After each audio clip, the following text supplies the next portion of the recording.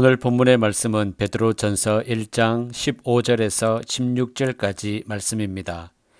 오직 너희를 부르신 거룩한 이처럼 너희도 모든 행실에 거룩한 자가 되라. 기록되었으되 내가 거룩하니 너희도 거룩할지어다 하셨느니라. 아멘. 너희도 모든 행실에 거룩한 자가 되라는 말을 합니다만 사실 거룩은 우리가 만들어낼 수 있는 것이 아닙니다. 신자는 거룩을 만들어내는 것이 아니라 하나님으로부터 입은 거룩을 보여줄 수 있을 뿐입니다. 내가 거룩하니 너희도 거룩하라는 구약의 말씀을 인용한 것도 이스라엘이 하나님의 거룩을 보여줄 자로 부름을 받았기 때문입니다. 거룩은 세상과의 구별을 뜻합니다.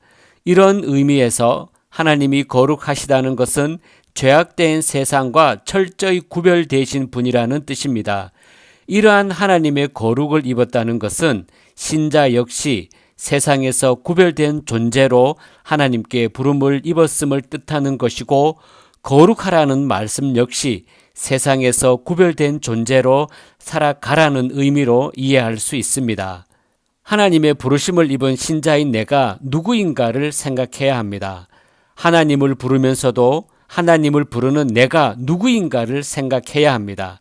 이러한 생각 없이 교회를 다니고 하나님을 믿는다고 해서 신자로서의 정체성은 사라진 채 그저 기독교라는 종교를 선택해서 살아가는 종교인의 모습만 남게 되는 것입니다. 자신의 욕망을 채우기 위해 하나님을 부르고 천국을 말하면서도 소망을 세상에 두고 있고, 예수님을 믿는다고 하면서도 예수님이 가신 길은 회피하고자 하는 종교인에 불과합니다.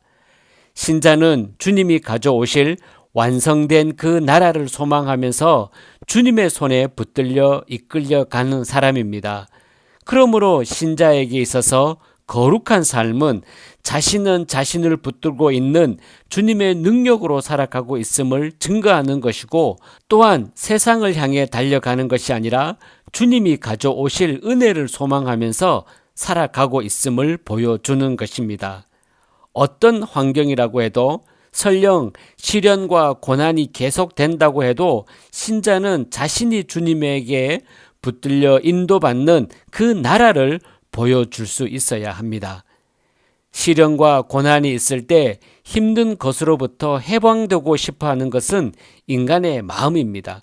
그러나 신자는 그 마음조차도 자신의 욕망으로 여기면서 시련과 고난에서 나타내고 보여야 할 것이 무엇인가를 생각해야 합니다. 이것이 하나님께 순종하는 것입니다. 신자라고 해서 신자가 아닙니다. 신자라면 당연히 나타날 거룩의 모습이 있습니다. 신자가 나타내고 보여야 할 거룩의 삶이 있는 것입니다. 과연 우리가 그러한 신자로 살아가는가를 돌아봐야 합니다. 교회 다니고 예배 드리고 예수님을 주로 고백한다고 해서 신자라고 여기지 마시고 신자라고 살아가고 있는가를 돌아보자는 것입니다. 하나님의 거룩을 입은 자로서 거룩을 보여주는 자로 살아가는가를 돌아보자는 것입니다. 착한 행실로서가 아니라 우리의 손을 붙들고 주님이 이끌어 가시는 그 나라를 소망함으로써 오늘도 하나님 나라를 향해 전진하시기를 주님의 이름으로 축복합니다.